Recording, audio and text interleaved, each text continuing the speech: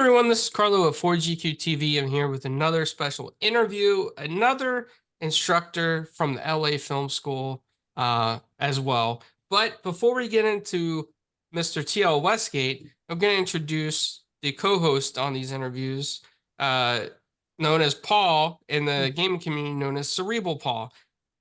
Welcome to the show, Paul. Welcome back. Oh, nice. It's nice that, I do all the work to set this stuff up and I'm always the co-host. I don't know how that works, but hey, everybody, good to be here. And thank you. How should we call you? TL? Yep, everybody calls me TL. Well, thank you for And if coming he on. gives me any trouble, I'm going to call him by his given name, and he knows I know it too. Well, thank you for coming on. And, I always start off with the first question is, how did you get involved in filmmaking? Well, going way back, I did some acting as a kid on stage in little old Naples, Florida. And so I grew up loving movies and trying my hand at acting and like Auntie Mame and the Music Man and children's theater, things like that. So when I got to high school, uh, you know, uh, longing to go out to Hollywood as a kid, right? Everybody wants to do that. But we finally got our first TV station in my senior year of high school, and me and one other guy, we were like the only two who were like, oh my God, this is amazing. We have a video camera. We can do anything we want now. So, I've been making bad backyard films since high school. I got my degree, was doing corporate, legal, weddings, bar mitzvahs, whatever, for a long time. And I was doing these kind of skit videos for the Home Builders Association every year. Like in your neighborhood, they have like the parade of homes every year, and so it's kind of like a contest. Like some builder wins best bathroom, somebody wins best kitchen, best foyer, things like that. But they have a big wrap up night, a banquet evening, and they approached me here locally, and the guy said, "Hey, I want to make like a funny film with starring all of the home builders who can't act at all." So I did that for like 10 years, making these goofy, funny videos. And it dawned on me, I'm like, I'm actually making short films. They're really bad, but I wonder if I write my own script and find some more people, and I'm going to give my hand at this, try it out. And then starting in about 2008, I was getting in with a good crowd here in Orlando and meeting the right people and making some films. And it took me a few years to finally work out the kinks and start to get into film festivals around 2014. So 10 years. This is 10 years now. I've been actually getting out there on the film festival circuit with my films. Oh, wow. That's impressive. Well, I don't know. I mean, I'm not in Hollywood, but I never wanted to. I remember talking to a guy who here in Orlando, we have Full Sail University, which is it's a big film school. And I was talking to a woman who I had worked with on some projects, and her boyfriend had graduated Full Sail, and we had dinner after he graduated. I was like, "So what are you going to do now?" He said, "I'm moving to LA." I was like, "Oh, cool. What's your job?" He's like, "Oh, no, I'm going to move out there and see what I can find." And see, that never appealed to me. I was like, I'm not the type to just move to Hollywood and expect them to want me. I wouldn't move unless I had a gig. So I never made that, move. And I always stayed in Florida and sort of found my own way. Now, one thing when it comes to making shorts, I know that there's expenses that go along with it, right? The cameras, sometimes some of the actors, if they're actors for hire or set designers, prop masters. So when you make these short films and they're probably passionate for you, do you have to seek grants or anything like that? Or are you able just to get people together and they just Yeah, I've not done grants or Kickstarters or Indiegogo or anything like that. There's a great it's an institution at this point. It's been around for more than 20 years. It's called the 48-Hour Film Project, and it is in 120 cities around the world. And it's a contest where you have one weekend, 48 hours to make a film. And it's in Orlando, it's in August, and in Miami, it's in July, and different cities, different times all around the world. The good thing with that is, per the rules, you can't pay anyone. And luckily here in Orlando, we have a lot of actors who do corporate and commercial work, print work, for department store catalogs, or they're, the father and mother smiling with their kids at Disney. And so they do a lot of corporate and commercial work. And so when you approach them and say, hey, I'm going to make a short film, they're like, oh my God, I'll do anything. That sounds great. They haven't even read the script, but they want to do the film work as opposed to the cheery family stuff. And so for those of people out there who are like, I don't know how to make a film, I don't have enough money, look into the 48-hour film project, because the rules are you're not supposed to pay anybody. It's supposed to put everybody on equal ground. You're all just chipping in and trying to make a film in 48 hours. With, each city has multiple dozens of teams. So find a team and get started that way. That's a good way to start meeting these people, building a reputation. The better you get, the more you'll be able to attract people to want to be in your films. That's kind of been my pattern. Also, Oh, just so you know, because I've known, just so everybody knows, I have actually known TL for going on 22 years now, TL. Yeah. So through the TiVo forums way back in the day. Uh, Yeah. and I can tell you right now that I know for a fact he's drafted his kids into doing a lot of his films. Yeah. Oh, you want to eat dinner tonight? Yeah, we're doing a movie. Yeah, Exactly. You gotta earn your keep around my house. so how do you go about finding sets for your projects? Well, that's another thing I like to tell people. When you're at the no budget level, don't write a film that takes place in an OR with doctors cutting someone's brain open and saving their lives. Do you have access to a hospital OR? No. So you have to write with what you have access to, which is different than when you can work yourself up to a budget, or you have a passion project and you're like, I'm going to set aside $10,000 and I'm going to, book a charter jet so I can shoot that scene in an airplane. Whatever it is you want to do, that's great. But when you start off, write for what you have access to. Now, when my team and I do the 48, the first thing we do is check with everybody on board, a couple actors, the cinematographer, whoever says, yeah, I'm on board this year. We ask them, what do you have access to? Do you have an uncle with a barn? Where do you work? Can we shoot in your office? So that way we know the locations we have for free. So it saves you money, and it's not, the terrible thing is to have a pipe dream film and to write it and want to make it and know you can't. So start off with what you can do. And again, build up that reputation. Maybe you can start, have a Patreon, have a Kickstarter. People will see, oh my God, he's really getting good at this. His films are great. I'm going to chip in $100 or whatever.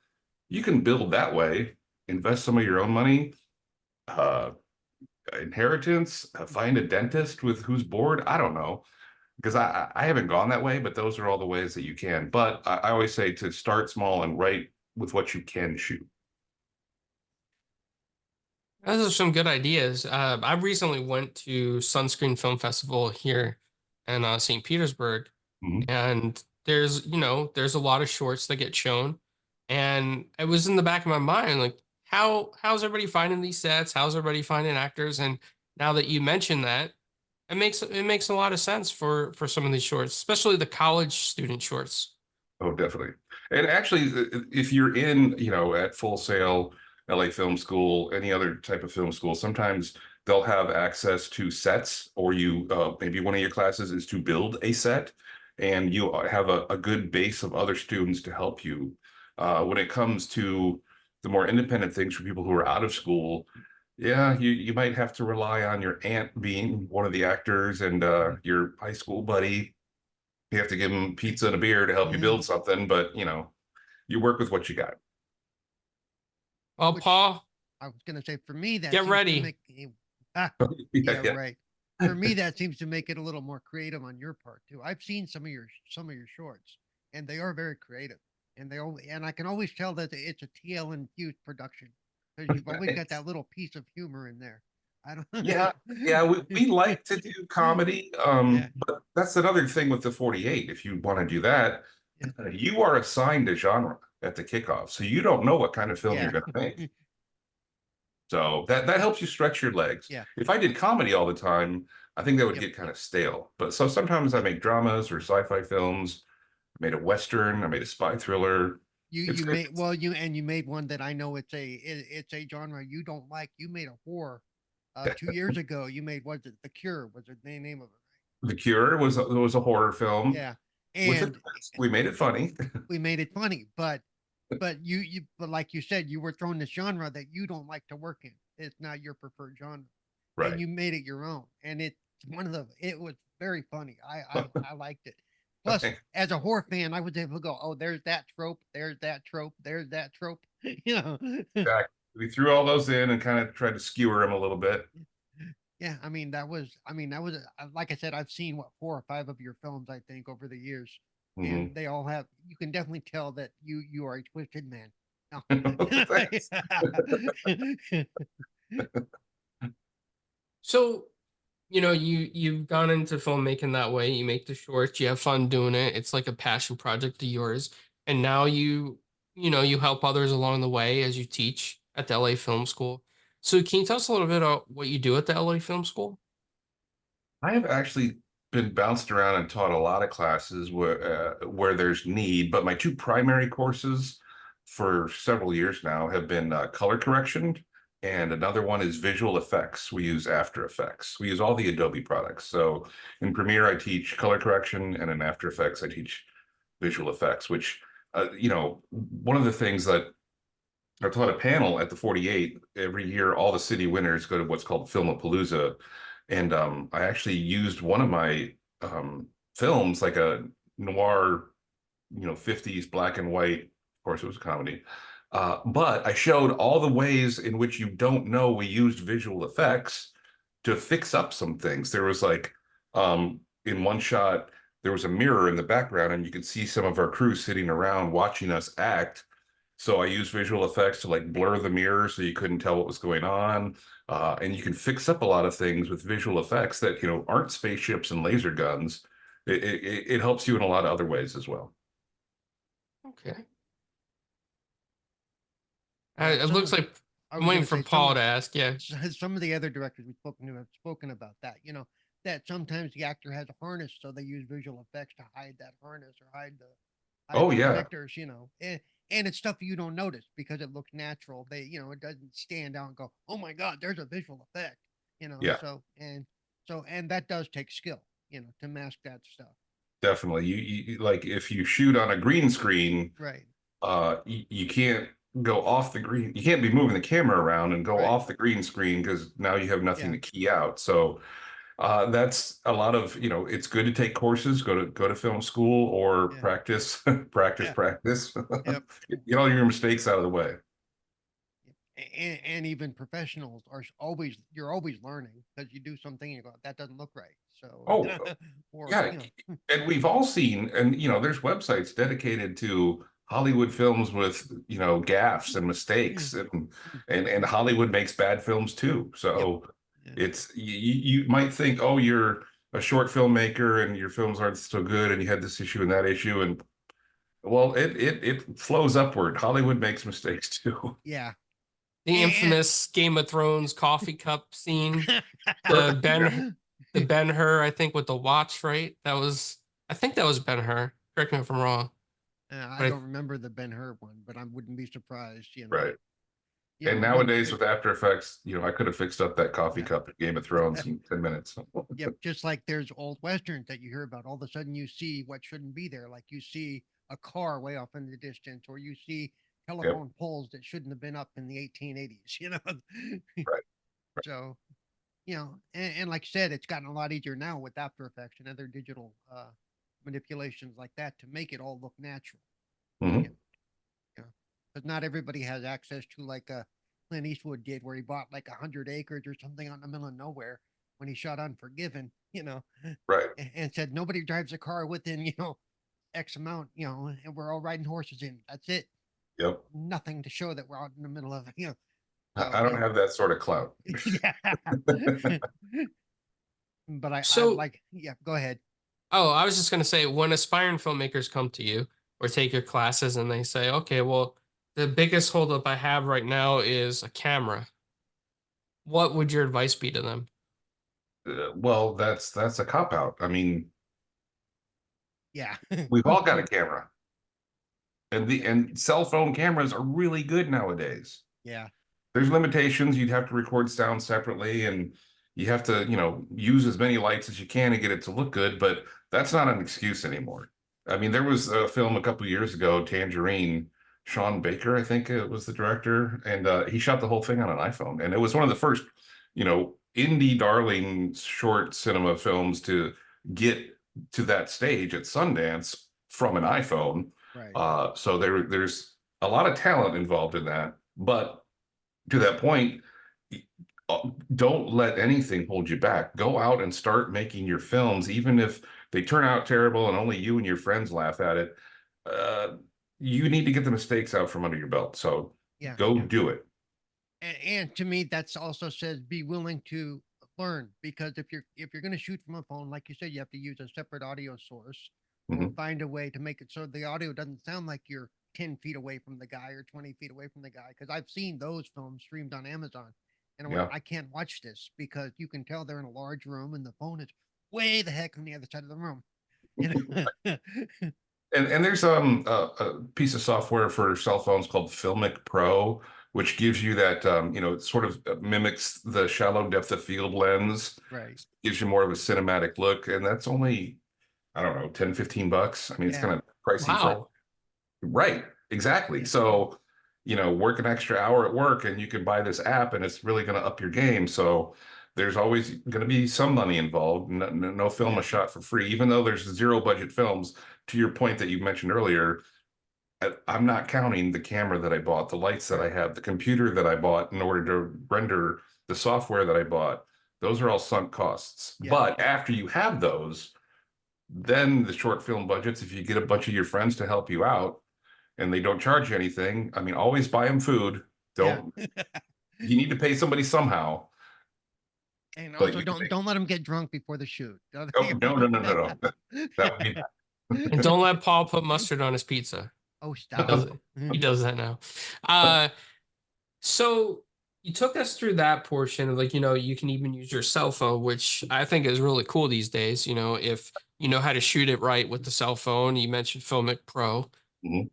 Uh, when people come to you again, aspiring filmmakers, and they say, "Well, what format should I shoot in? Should it be in Should it be 1080p? Should it be 2K? Should it be 4K, 6K?" What do you usually say for something like that if they want to get it into a film festival? Well, to this day, I've never submitted a film to a festival that required 4K. Okay. Because I think it's just a projector issue. A lot of times these festivals aren't in an actual theater with a 4K projector. And even if they are, sometimes they play it off of a laptop, which is only going to be HD. In other words, your end result can be regular HD 1080p. However, I would still shoot with as many Ks as you can because what you can do is if you shoot a 4K image, but you're going to edit in HD, that's not twice as big as you need. That's actually 4 times as big as you Yeah. need. So you can, if you shot and your tripod was a little crooked, you can straighten that out, zoom in. Yeah. If you've got two people talking like this, you can zoom into this side and see that person talking, zoom into this half and see that Yeah. person talking, bounce out to see them both talking.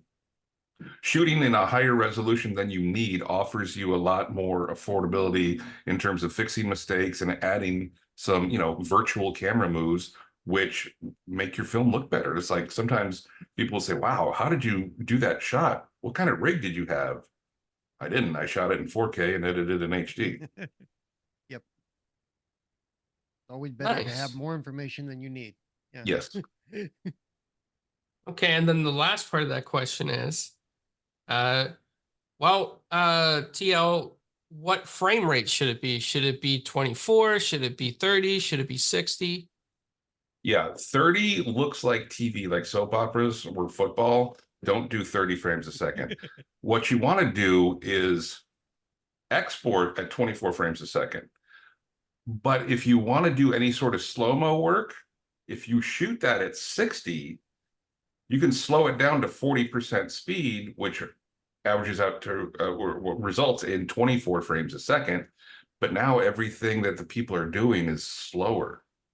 You're stretching out to 60 Yeah. frames a second to 24.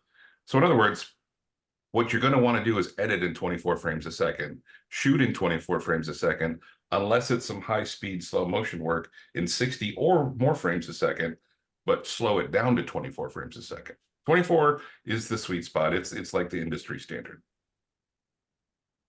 That's a lot of it's a lot of good information for people that watch later and want to get into filmmaking. Everything that you said in the first half of the portion so far is almost like, well, here's the recipe. Now it's up to you to take that camera, do something. Well, that's the thing is I teach at a film school and we teach you how to use the software, how to set up your camera to capture the best shot. We can teach you all that. Now it's on you. Do you have the talent to come up with a good story and the awesome camera angles and the good editing to polish it off and export a great film? That's up to the individual. We can teach the fundamentals all day long, but there's a big talent component as well. Yep. And to that, I would say know your strengths. Like I know that, I can't in my head picture shots the way you can, but once you show me something, I'm gonna be good at editing because I can see that and go, okay, that doesn't quite work, or because Sure. that's the way I am in some stuff. I can look at the after work and go, yeah, maybe if we change this a little bit, or tweak this a little bit. But I'm not good at starting from scratch for like anything, programming or but you can show me, stuff we're working on and I'll go, yeah, try this, and this, and I go, oh, that looks better. Yeah, Sometimes, yeah. you'd be a good script doctor. Yeah, basically, yeah, I would actually, yeah, yeah, yeah. So, I mean, yeah. So, like I said, you want a team around you, a team that works well with you, and I'm sure that's taken you years to build up too. You've had Mhm. people that you work better with than others. Yeah, For I've whatever had reason. my creative inlet films is with my writing partner Michelle Bertana, and yeah, we've done that we started our shingle in 2010. Oh, wow. Yeah, so we've been creative inlet films for 14 years. Well, this fall will be 14. And yeah, we work with some people consistently, but the thing is, I don't want to always have the same set of actors in front of the camera for all of my films. Right. I don't want to become a troupe. Monty Python's great. I love them. Broken Lizard's great, but they're the same actors all the time. So I kind of want to vary that. But I'm sure like you would still maybe for certain things you might call somebody and say you'd be perfect for this, or Oh, sure. I know some people in town that I think if they're right for it, I'll ring them up and say, "Hey, I'm doing another one. Are you in?" Yeah. Well, now I've already pictured it, Gio. I've pictured this whole already just from everything you've taught us so far. I just picture this short of Paul No. sitting in a pizza place and No. somebody's ordering pizza, right? And it's in slow motion as the pizza guy's making the pizza, the flowers flying Mm, everywhere, and then the pizza box flies onto the table with Paul, and it's silence, a lot of silence, emotion, Paul's face as he opens up the pizza box, and maybe even in black and white. And ah, then, you get a flashback where he told the pizza man, he's like, pineapple on the pizza. no. So No. and there's pineapple on the pizza, and then No. Paul gets Yeah, the brown mustard, and he goes, no. No. "Grr," No. and you hear it slow Yeah. mo, No. and then it's like me or somebody else before GQ2, he's sitting across from him, and we're just like, He's saying this because he knows I hate pineapple on pizza. In fact, I'm see, it known would for be a great short, right? A comedy with Paul right there. Nope. Well, I did work for Domino's for 4 or 5 years in college, high school and college. Oh. Oh, back before they improved the recipe. Huh. Good old days of answering the phone to take an order. Ooh. Yeah, because TLs like me, college way back then was literally way back then. Okay. Pre-internet. Yep. So when it No, I comes mean, to, oh, go ahead, Paul. oh, no. Let's see if I can remember what I was going to ask. So let's see. So about how many film festivals have you done at this point? Oh, you've done a lot. Or I should say, how many films you would be better because I know your film festivals have actually literally gone around the world in some cases. Yes, and oddly enough, I can answer that quite precisely. Oh, nope, that's the wrong one. Hold on. Here we go. Okay, so I was asked a while back, how many festivals have your films been into? So what I do, as you can maybe see back here on my posters, is I put all the laurels of the festivals I get into. So this was a couple years ago for a panel I was on. I went back and I tallied up all of my laurels and I kept a spreadsheet. I'm like, I'm just going to keep track from now on. So I can tell you, I've made 28 short films and they've been in 491 festivals. So Wow. And I know that, That's a lot. That is a lot of festivals. and I think almost all your films walk away with some kind of prize. You know, uh sometimes well, no, I mean, there are some that haven't, but I mean, okay, so I mean, yeah. I don't want to Yeah. come off as like tooting my own horn or egotistical. I'm egotistical enough. But as part of this tracking the laurels, we've had 384 nominations for different things and won 155 awards. So, I you mean, know, it's a, you yeah, know, yeah, festivals you're into, number of nominations, yeah, number of yeah, wins goes down. But, you know, and to me, to get in is the win. yeah, Noms are great, thanks a yeah, lot. Wins are rare, but to get in is the win. That's what I want to do because I like to go to these festivals, travel to them, meet the people, hang out, rub elbows, talk shop, network. That to me is the fun part. I tell people I make films to support my travel habit. yeah. That makes sense. Hopefully, right? Hopefully you don't end up spending more traveling by the time you get your film soon. Well, you know, people might look down their nose and say, "Oh my God, that's ridiculous! You flew to here or there just for your 7-minute short film." Well, that's my hobby. I mean, it's my job too, but it's also my hobby. And some people's hobby might be fixing up Harley Davidsons and riding them to Sturgis or having a prize-winning rose garden. All that takes money. Whatever your hobby Yeah, is, yeah. you're going to sink money into it. And this is what I do. Plus, look at all the different people you've met throughout the years doing that. Exactly. I have a great network of friends across the country and around the world. I was just in Lisbon, Portugal at a festival, took a side trip to Seville, Spain, and a side trip down to Casablanca, Morocco, all on the same trip. It's a fantastic life.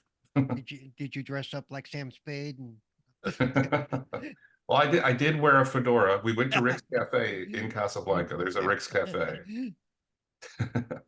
Oh wow. Yeah.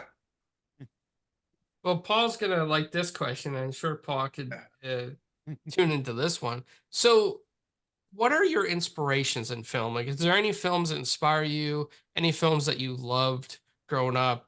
Yeah. Oh my God. Though, you know, that's sort of a, people ask you, what's your favorite color? What's your favorite song? What's your Yeah. favorite movie?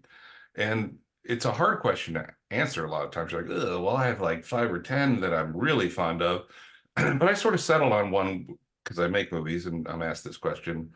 I remember as a kid, I saw trailers for this film, and I guess it was because previous to that, I had seen like Lawrence of Arabia on HBO or something.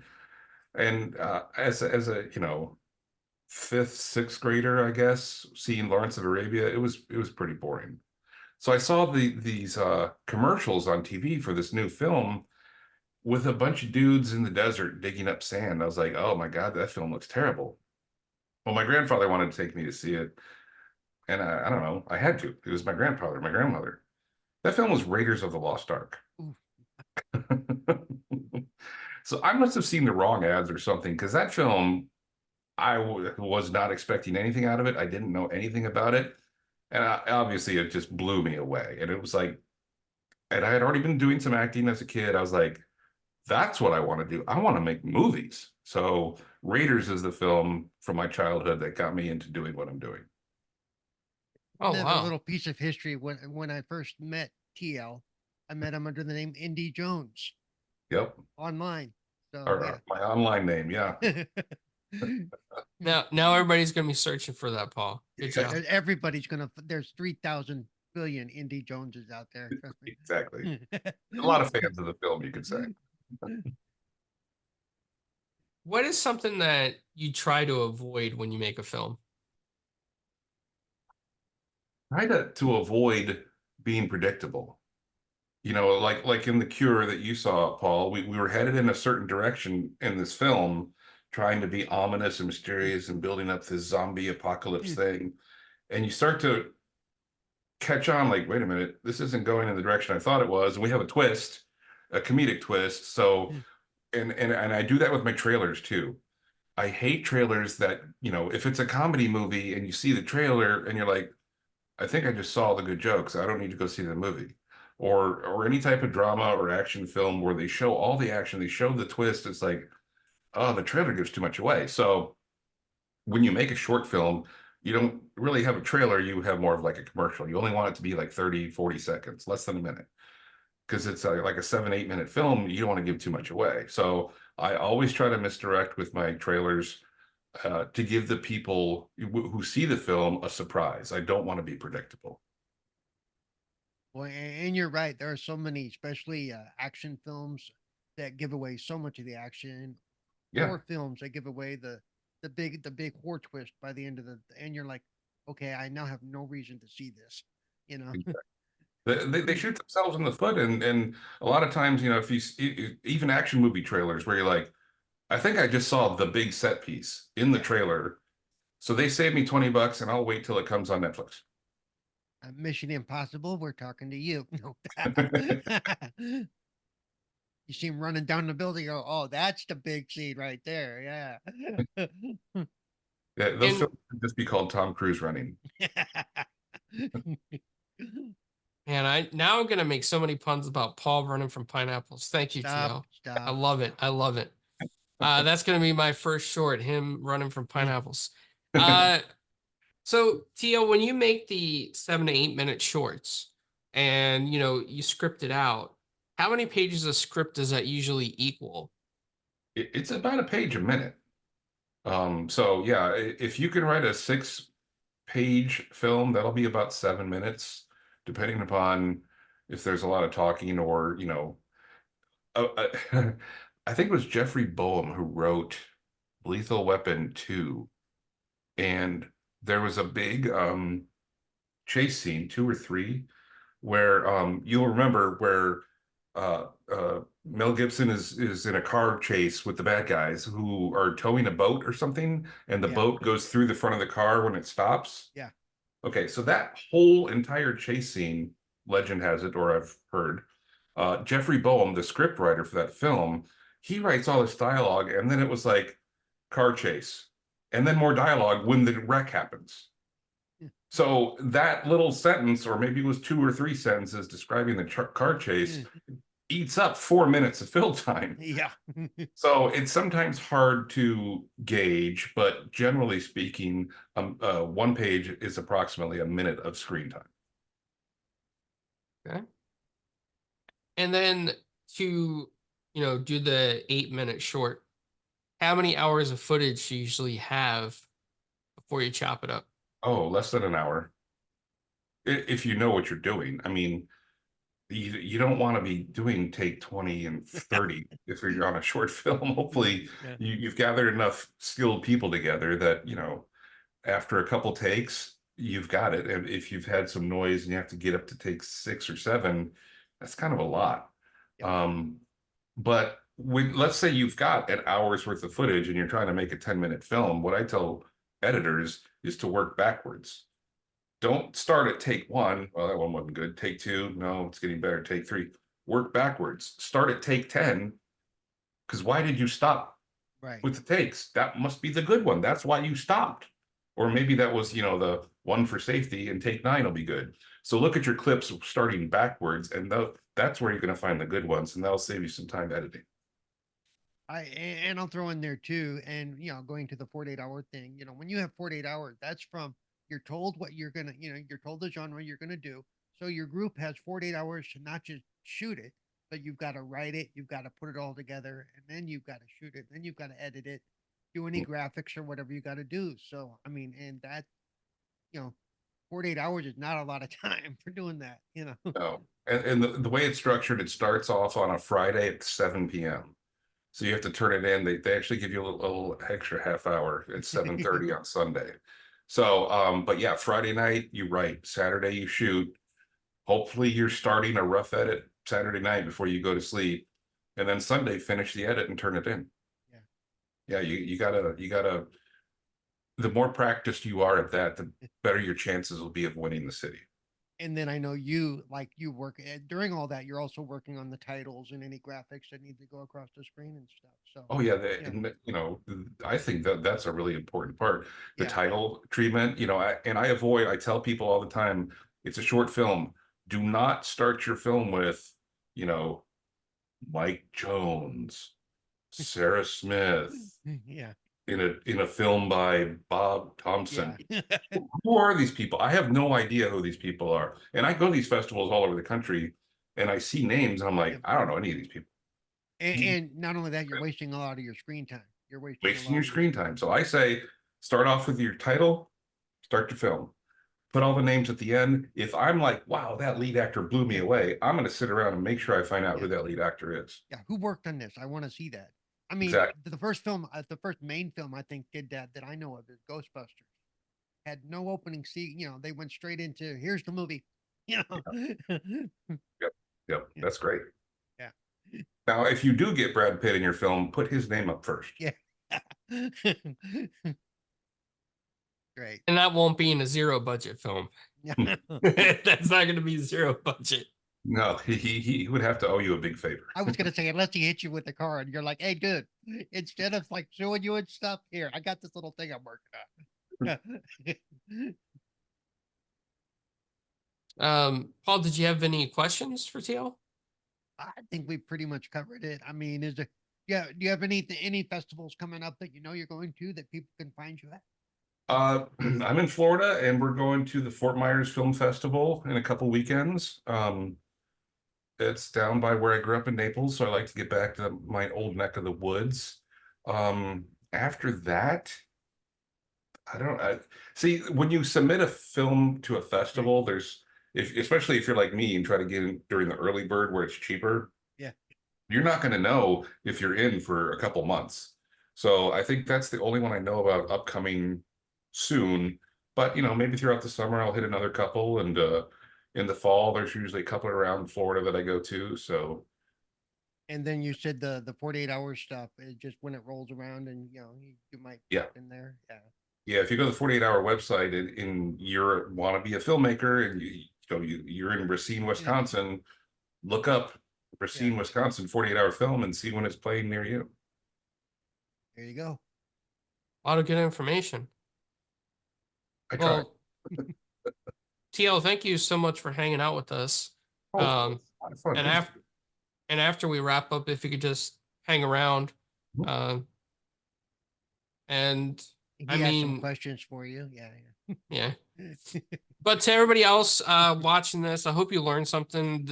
What we like to do with these interviews is give you some knowledge, insight into the people that we interview. And TL has a passion for filmmaking, and that's why we are grateful that he came on to join us. And that passion hopefully fuels you in your ideas or helps you out in some way. Yeah. And don't forget TL if you ever make it. Just put thank you. And hey, maybe there's some of these filmmakers out there watching. I'll see them at a film festival someday. There you go. And if Absolutely. you're at a film festival, you can look for TL's Creative Inlet Films, right? Yep. So if you see something by Creative Inlet, know that has TL's fingerprints all over it. But I did wash my hands. Yeah. And we do have one question that he kind of, so pineapple on pizza, yes or no? I actually tried it and it's not bad. Okay, we can't be friends anymore. 20 years down the tubes. That's Hold on. I wouldn't make that my order, but if it's at a party, I might have a new slice someday. Okay, let me ask this question, Paul. Since you asked the icebreaker question, brown mustard on pizza, yes or no? Well, I'm gonna say no, but like Yes! I haven't Yes! tried it Yeah, yet, but he hasn't tried it, so it's haven't not, tried it. But I would say no. Yeah, one of our New York friends introduced us to that. It's actually pretty good. One of the best pizzas I've had that we used to make for ourselves at Domino's was instead of the pizza sauce, we'd whisk up some scrambled eggs and use the egg batter Ooh, as the yeah. sauce and put anything you want on it and make a breakfast pizza. It's Yeah, fantastic. that actually, yeah, that works. Yeah. Well, thank you very much for joining us. It was great talking to you again because we don't get to Yes. talk to each other and see each other often enough. Yeah.